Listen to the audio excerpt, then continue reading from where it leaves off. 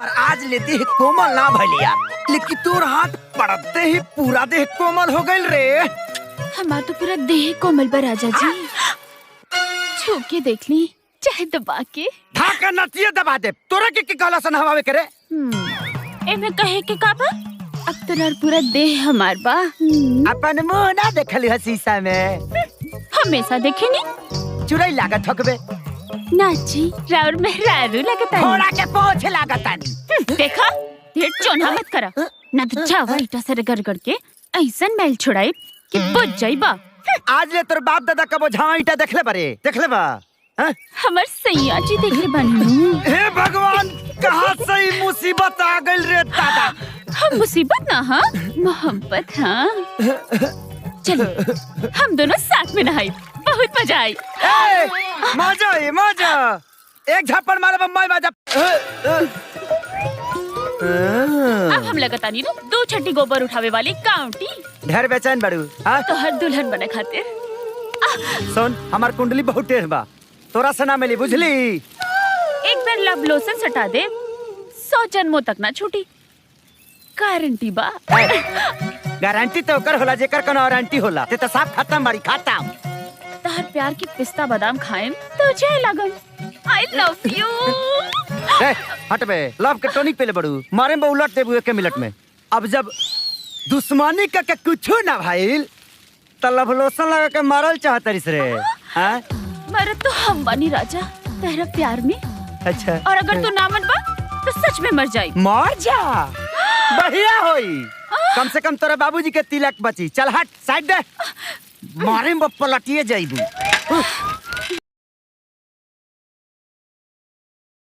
Hello, कहो तो दबा दूं? माथा में दर्द बा, गला में ना। दबा दे। अब मुझे तुम अच्छे लगने लगे तो तुम्हारा नाटक शुरू हो गया। शराब राती बेरा पियले रहूंगी, ए बेरा ना। देखो, अगर तुम शराफत से रहोगे तो मुझे तुम्हारी पत्नी होने में कोई एतराज नहीं है। अरे बाप रे, इतना प्यार से बोलबू तो हम तो गुलामी करे के तैयार हो जाए। बस एक बात हमार मान ला, चिरकुट पहनल तू छोड़ दा, मस्त लुग्गा पहन के घूंघट काट के एक बार हमारे सामने आ जाए तो साला हमार करेजा जुड़ा जाए। अब तुम जैसा कहोगे मैं वैसा ही करूंगी। सुनो जी, जी, आज हमारी शादी की खुशी में एक छोटी सी पार्टी रख लूं, अगर आपकी इच्छा हो तो। अरे अब तारे इच्छा में हमारी इच्छा बा, रख ला। इस बात का मुझे गर्व है कि मैं हिंदुस्तान में पैदा हुआ हूँ, और इस बात का मुझे घमंड है कि हिंदुस्तान मेरा देश है।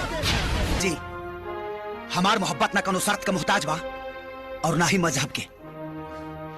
अगर जान के किस्मत में हमरे माई के पतोह बने के लिखल हुई ना, तो दुनिया के कौनो ताकत ना रोकी। अगर दोबारा हमरा मेहरारू पर नजर डालबे ना तो ऐसा दर्द दे कि जिंदगी भर दवा खैला के बाद भी आराम ना। काहो चंद, आज बड़ा खुश नजर आओ तरू, का बात बा? लागत कि आज तोहरे बिया होता।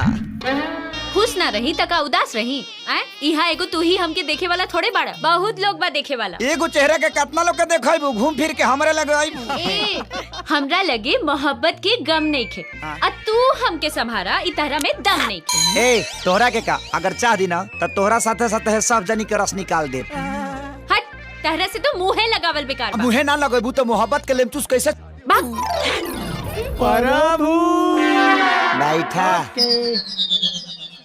तोरे जैसा मौका पारी बात लागू होता। एक कोठे वाली एक लड़के से बोलती है कि जाओ तुम अपनी माँ का कलेजा निकाल के लाओ, तो मुझे विश्वास होगा कि तुम मुझसे प्यार करते हो। वो लड़का जाता है और अपनी माँ का कलेजा निकालता है। घर से बाहर निकलते वक्त जब लड़के को चौखट पे चोट लगता है तो माँ के कलेजे से आवाज निकलती है कि बेटा संभाल के।